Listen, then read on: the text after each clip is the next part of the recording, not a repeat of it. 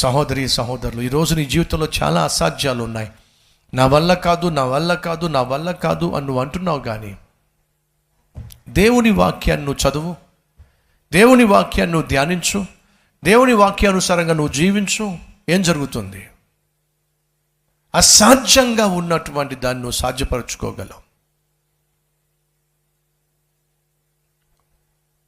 ఈరోజు ఈ వాస్తవాన్ని నువ్వు గ్రహించినట్లయితే ఇక్కడి నుంచి అయినా వాక్యాన్ని ప్రతిరోజు చదువు. ఒక 30 నిమిషాలు వాక్యం చదివే ప్రయత్నం చేయి. ఒక 30 నిమిషాలు ప్రభు సన్నిధిలో ప్రార్థన చేసే ప్రయత్నం చేయి. మొదటి గడియ దేవునికి ఇచ్చే ప్రయత్నం చేయి. అసాధ్యాలను దేవుడు ఏ విధంగా సాధ్యపరుస్తాడో నువ్వే గ్రహించగలుగుతావు. నువ్వు చేయాల్సిందల్లా ఒక 30 నిమిషాలు బైబిల్ చదవటానికి సమయాన్ని కేటాయించు. టీవీ చూడడానికి సమయం ఉంది, సీరియళ్ళు చూస్తున్నావు, సెల్ ఫోన్లో అస్తమాను cell phone cell phone cell phone cell phone. ఒక్కసారి నీ సెల్ ఫోన్లో ఎంతసేపు నువ్వు సెల్ ఫోన్ వాడావు, యూట్యూబ్ కొరకు ఎంతసేపు వాడావు, వాట్సాప్ గురించి ఎంతసేపు వాడావు, లేక ఏమేమి యాప్స్ ఉన్నాయో ఒక్కొక్క యాప్ కొరకు నువ్వు ఎంత సమయం వాడావో డీటెయిల్డ్గా నీకు ప్రతిరోజు కనిపిస్తుంది. నీకు తెలుసో తెలీదో, ఈరోజు సగటు మనిషి సెల్ ఫోన్ని 7 hours నుంచి 8 hours వాడుతున్నాడట మహానుభావుడు. సగటు 7 గంటల నుంచి 8 గంటల సేపు. అదేమిటో ప్రతి నిమిషం ఒక్కసారి సెల్ ఫోన్ను చూడాల్సిందే.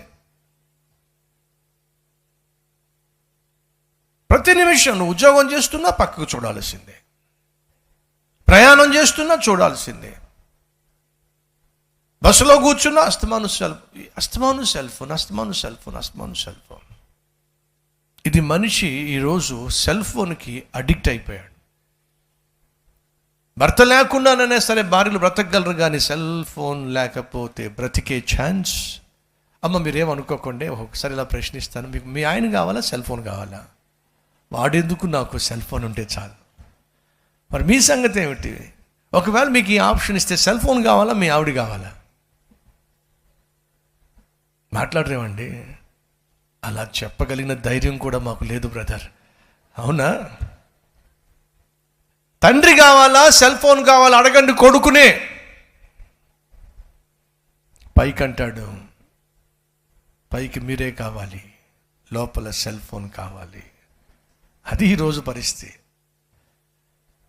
సహోదరి సహోదరులు, సెల్ ఫోన్కి సమయం ఇస్తున్నావు, కానీ దయచేసి విను. ఆ సెల్ ఫోన్ నీ ఆత్మీయ జీవితాన్ని పెంపొందిస్తుందా, నీ ఆత్మీయతను పాడు చేస్తుందా? ఒక్కసారి ఆలోచించు. నువ్వు కలిగి ఉన్న సెల్ ఫోన్ నీ ఆత్మీయతను పెంపొందిస్తుందా, నీ ఆత్మీయతను పాడు చేస్తుందా? ఏమంటారు?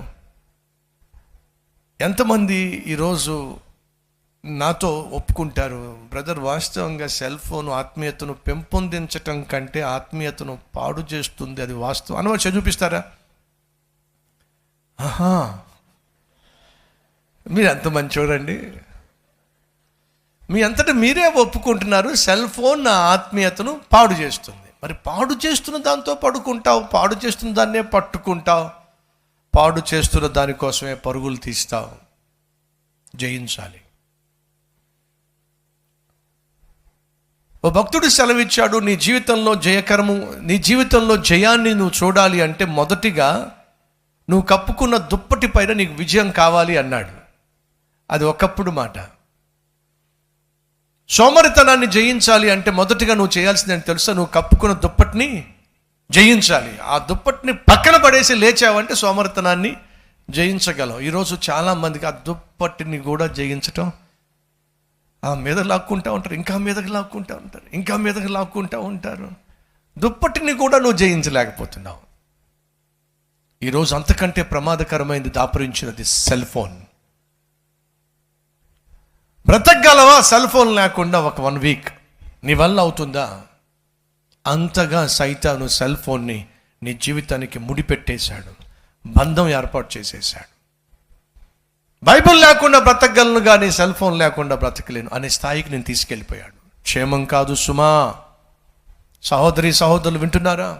భార్య లేకుండా బ్రతకగలను కానీ, భర్త లేకుండా బ్రతకగలను కానీ, కన్న తల్లి తండ్రి లేకుండా బ్రతకగలను కానీ సెల్ ఫోన్ లేకుండా నేను బ్రతకలేను.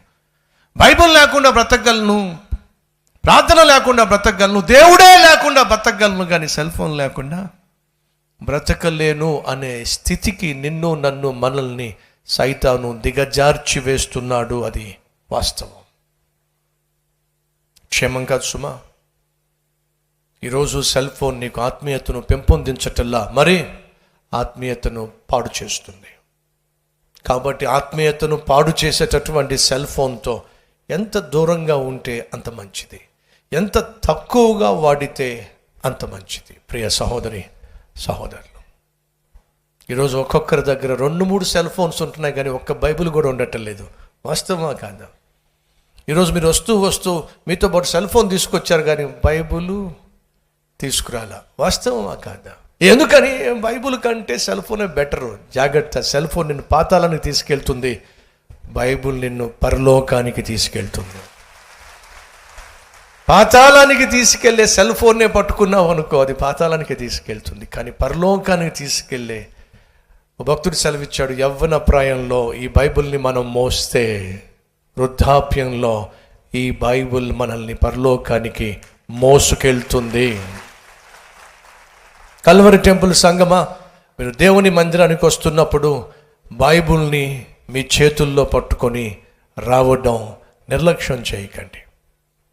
నువ్వు బైబిల్ను పట్టుకున్నప్పుడు లోకానికి సాక్ష్యం ఇస్తున్నావు, నేను యేసుక్రీస్తు బిడ్డను అని చెప్పి. నువ్వు బైబిల్ పట్టుకొని వస్తున్నప్పుడు ఎవరో ఒకరు చూస్తారు, మందిరానికి రావాలి అని మందిరం కోసం వెతికేటటువంటి వాళ్ళు ఉంటారు. దగ్గరలో మంచి మందిరం ఏమైనా ఉందా?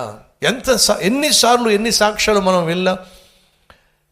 ఈ హఫీజ్పేట్ దగ్గర ట్రైన్లో నుంచి, లేదా మెట్రో స్టేషన్ నుంచి, లేదా మన కల్వరి టెంపుల్ దారికి పొలోమని జనం వస్తూ ఉంటే వీళ్ళందరూ ఎక్కడికి వెళ్తున్నారు అని చెప్పి ఆ జనంతో పాటు వచ్చి బ్రతుకును మార్చుకున్న త్రాగుబోతులు మనం వినలేదా?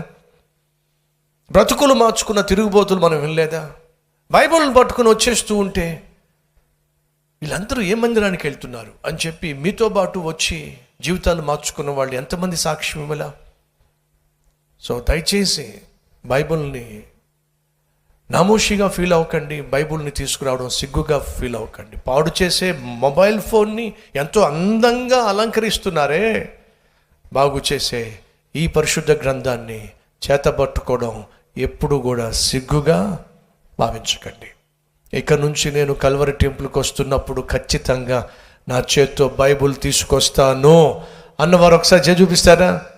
Yes, thank you dear friend.